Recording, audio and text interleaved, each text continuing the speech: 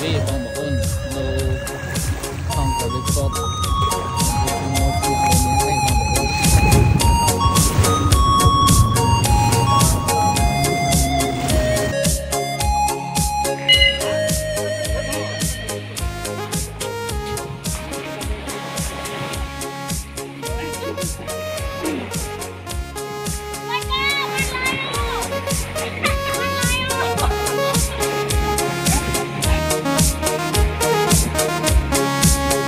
tông sụp bua